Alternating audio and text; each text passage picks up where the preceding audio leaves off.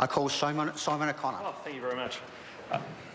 I wonder, as a consequence, whether I've lost 10 seconds on my speech now, but who knows? That's right. It's an optimistic thought on a Thursday.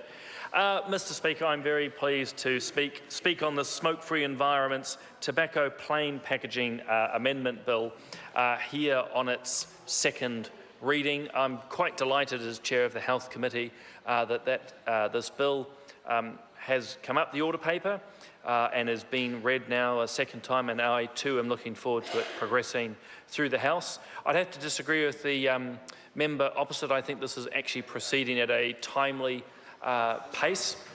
In fact, I also want to acknowledge the Minister, Sam Lotawinga, for the work that he's doing on this. I think really importantly, this whole plain packaging or standardised packaging, and I'll come to that in a moment, sits actually on a whole pile of work which the government has done and continues to do. And in fact, one example that immediately, of course, which comes to mind is the Minister leading during the budget process a new bill around excise taxes, just another example of what this government is doing to target a smoke-free New Zealand by 2025. Look, we've heard many times in this House through various discussions the positive progress that has been made overall, but none of us, particularly in the Health Select Committee, are unaware of the de-aggregated figures. That is when we begin to break down smoking into, say, ethnic or age categories, that there's still a lot of work to be done. And I mention that because this is not a silver bullet. I know there are some out and about in the community who feel that this alone is going to solve the smoking issue. I don't believe it will, but I think actually it's about a whole suite of activities which will assist, and this is a strong one within that role. I'm conscious too of some of the counter-arguments that have been put forward around intellectual and property rights. Well, I can sort of understand that at one point. I think it's really important to make the distinction that in this case, tobacco product owners still own the property right or the intellectual rights. They just are not allowed to use it, and I think for very good reasons, because ultimately the public good overrides it.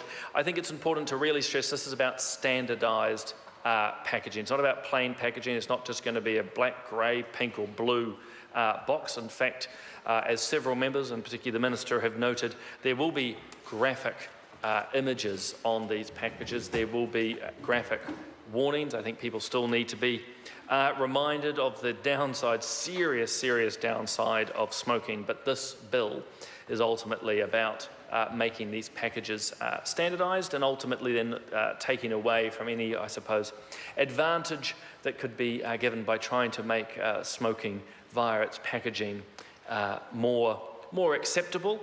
I've certainly noted, going back in years past, I think in my university days, where different ones who smoked would often be comparing the various brands that they were smoking, and I think we are able to push that to the side. Look, I think it's also important to note it's not actually a bill that was considered by this current Select Committee. There are members on the current iteration who were there, but I think it's important to acknowledge and note Dr. Paul Hutchinson as the chair of the time, who took this bill through the committee stages, rightly pointing out the real positive suggestions he and the team then have made.